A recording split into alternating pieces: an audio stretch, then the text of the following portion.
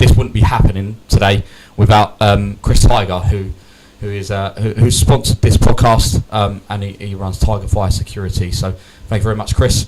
Let's move on to individual performances from yesterday. The goal scorer, Sean Williams. Yeah, Sean, he's come under a lot of criticism this season, sometimes rightly, sometimes wrongly. It was his first goal in 3 years, Neil Harris said yesterday, which is not that surprising, I suppose. But he has missed a couple of sitters this year as well. So he did mention he's missed a few from set pieces this season. But it's about being in the right place, right time for Sean yesterday. Obviously, it's great work again from Tom Nichols, as we know, getting that perfect movement, getting himself into the right space. It's actually, if you're called a goalkeeper, you feel a bit disappointed because he actually makes a really good first save from Tom Nichols' his strike. But Sean Williams, being in the right place at the right time, couldn't have an easier goal. He's been quietly getting a lot better in recent games. I think since the Leicester game, I thought he was brilliant. I think he's put in performances where he's gone a little bit under the radar, but he has been making us tick a little bit. I think the first half against Swindon, after we conceded after 30 seconds, I think he controlled the first half of that pretty well. And obviously he gives a lot of experience. He's someone Harris obviously trusts a lot from his Millwall days, and I'm happy for him to be the match winner, because I think it's a moment that he's perhaps deserved over the past month or so. I'm not sure what odds you would have got on him to be the first goal scorer yesterday, but I imagine if you put that on, you're quite wealthy this Sunday afternoon. But very happy for Sean. I think it's the top performance we saw from him over the past month that we've been looking and waiting for the whole of the season, because, as I did say, he has been criticised here and there this season. I think he didn't perhaps start the first few months as most people expected him to, but I suppose you can level that up really any player we had for the first 6 months, couldn't you? So positive signs from Sean. Obviously you've got to take in his age as well. He's not getting any younger, but he's providing to be a good steady head in the middle for us, and obviously if he picks up a goal here and there as well, that's also a massive bonus for us. Yeah, Luke, Owen mentioned about Sean. His performances have suddenly kind of gone like that in sort of a month.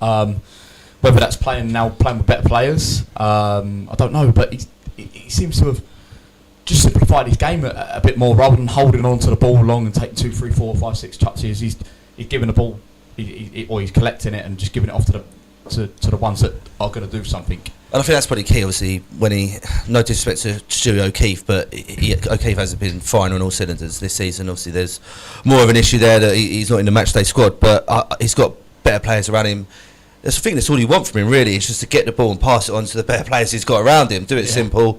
Again, he's one of them ones that, alongside Max Amar, that we were talking about earlier, he's quietly gone under the radar over the last 3 to 4 weeks. Hasn't been the shining spotlight when you've got the likes of Dom Jeffries and Macca providing the assists. Obviously, his job's completely different to Boston midfield, and he has done that. And like I say, giving the ball simple to the attacking, creative players that he's got in front of him.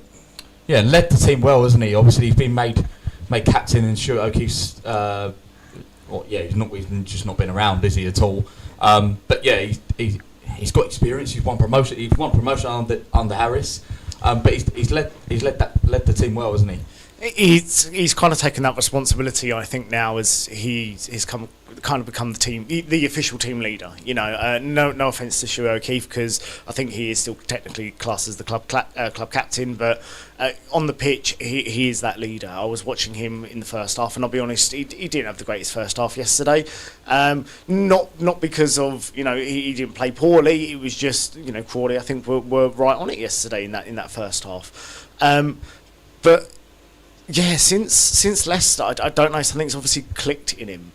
He's just got better and better each game, and he's kind of become that initial leader that we want on that pitch. We want, as Gillingham fans, we want that person shouting and telling everyone where to get going, and he has really stepped up. And honestly, I hope it continues, because he's only 36 now, isn't he? I think he's only obviously got maybe a year or two left in him, maybe at this level. So hopefully we're seeing sort of the best of it, just before the day comes he has to retire.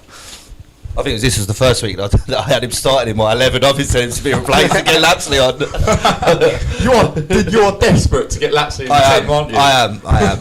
But this is the biggest argument: is who can you drop at the moment? Because the four in midfield have been doing so well, and and Macca's been brilliant. I thought yesterday, Macca, and when he was going down, taking the corner, getting the crowd going, and it was brilliant. But yeah, I mean, the leaders in the team, all there are the core few that we all know that have stepped up, have really pushed this Gillingham team along in the last 4 weeks. Yeah, we've got to think of how nice it is that we're having these sort of arguments now, like who to drop out, whereas a few months ago, it'd be like who to keep in.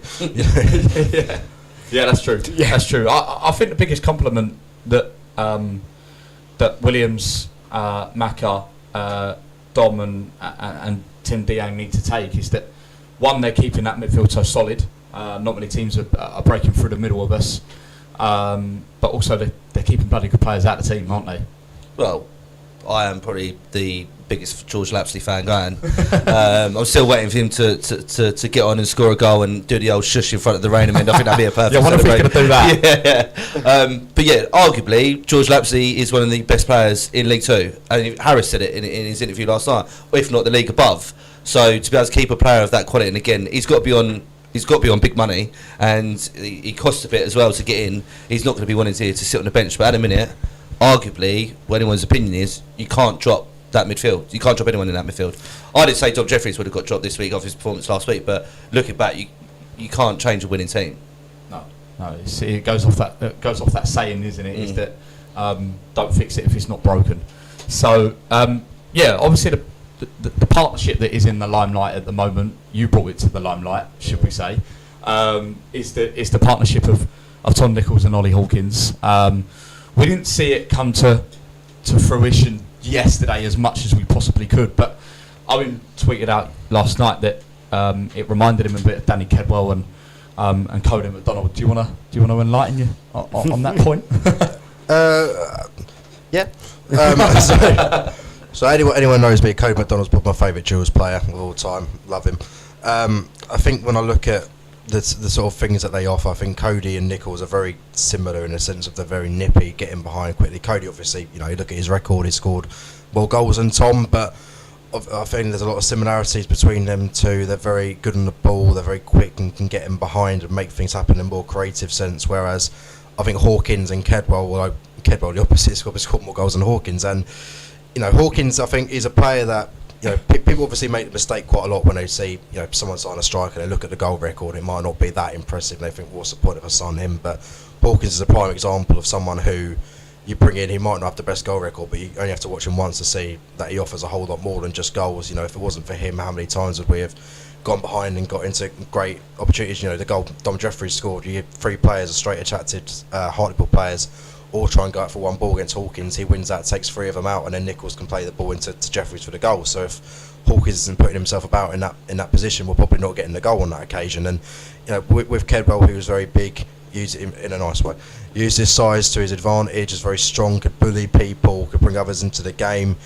Not to the extent I suppose of Akinfenwa did, because he was just a man mountain, wasn't he? But I think that the similarity there between the two is they can both bring others into the game around them really well. Obviously Kedwell did score more goals, but it was penalty take as well, give him that.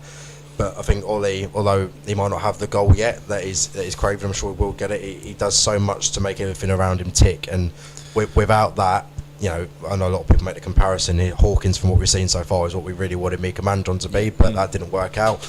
But I think there's a huge stark in quality between the two, and we saw that from the first 10 minutes or so against Hartlepool, the difference of having someone who can trap the ball, who can keep it down, can use his strength to bring others into play, and the difference it makes. And there's no wonder. I think Hawkins, in an interview after Swindon, he said, Nichols, said that Hawkins was a striker's dream to play alongside, and I think you could see that. Hopefully, obviously, we know he went off yesterday with, we don't know what it is yet. It looked like, I think, Harry said he got hit in the ribs, I think, maybe something like that. But he said he should. This part, But he said hopefully it'll be alright for next week. So hopefully it's just a minor one, because it'd be a massive loss. But I think he'll go down at the end of the season, should we stay up, which I think we will. I think when we look back at the signings of January and the difference they made, I think Hawkins, along with Nichols, of course, will be right at the top of that list in terms of making a big impact to keep us out of danger.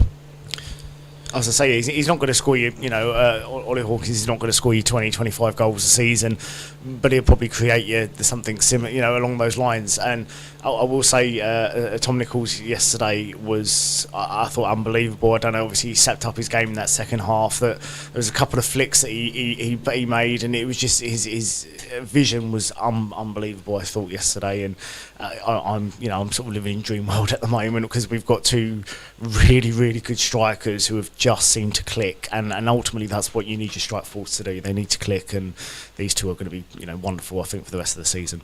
Yeah, I think you two have summed it up pretty well, to be honest. And again, it's Hawkins all-round play. Like, you watch him for the height that he is, and he doesn't just do a flick on or win a flick on. It's his actual accuracy of his headers, the way he brings it down in his chest, and his passing.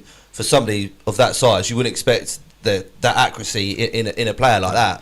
And the way they just played together, it's like they've been playing for 2-3 years. The chemistry they've managed to build already is brilliant, and it's nice to see we've got, like, obviously where Hawkins went off yesterday, bringing one of the new signings, Aidan O'Brien, who could do a similar job. Yeah, not bad sub, is it? No, not bad at all. No. So, I mean, again, that's living in dream world. I wouldn't, at the start of the season, sort of 20 games into the season, I would never have thought we'd be bringing on Aidan O'Brien and George Lapsley to try and see us out the win of the game. But the last thing I'll say with Ollie Hawkins is, yesterday I was sat down obviously on the Gordon Road stand, and a couple of balls that got played over towards him. He had 2 or 3 players on him, and he was still getting above them, winning the header. This guy, I think, again, he's going to write his name into Gills folklore. and for the work he does, that's defending set pieces as well, can't go unnoticed. You've got someone that's an additional centre half when you're defending the set plays. He can play there, yeah. So he's a dream to have, especially, I don't know what other strikers can play centre half and up top, but yeah, hopefully he's right himself in folklore to not just for someone that's under the radar again, that's not scoring all the goals, but has got all that all-round play.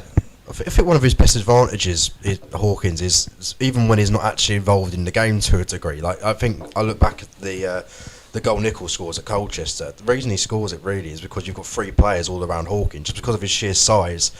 It demands more attention towards him, and everyone's thinking, well, if everyone's going to go towards him, that gives an opportunity for Nichols, Amel, Dieng, whoever else is in the box, to make that run around, thinking, well, they're too preoccupied with him, so we're going to go again. I'll mention again the goal against Hartlepool, that 3 players go towards him for that one header, all 3 of them lose out. And Keith Cole, I don't know if any of you listened to his interview after that game, he made a point of that, where you just need to basically let him win the header because you're not going to win it, and then you're in a better position to deal with the second phase. But because of him being able to demand that attention and bring so many players out, it creates so much space for everyone else. And Hawkins wins that header against Hartlepool, Nichols is in a lot of space, and then we all saw how much space Dom Jeffries had to take that shot on, because he pulled everyone away before him. It's just intelligent play. Same with Nichols as well. The chance Dom misses yesterday starts with Nichols did a little turn by the byline and then getting the ball into Dieng, which goes into them. So they're not just goal scorers, these two. I know Hawkins hasn't scored a goal yet, but he will be. But they're all-round play in terms of just footballing intelligence, and the know-how is second to none with what we've had in recent years, I'd say.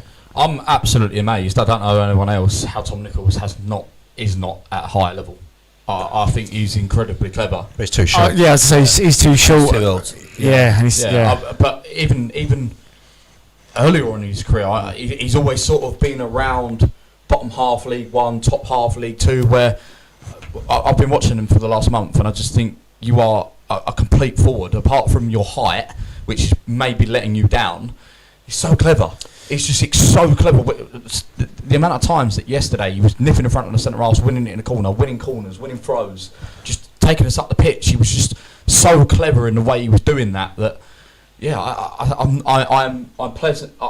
shocked that we've managed to get him.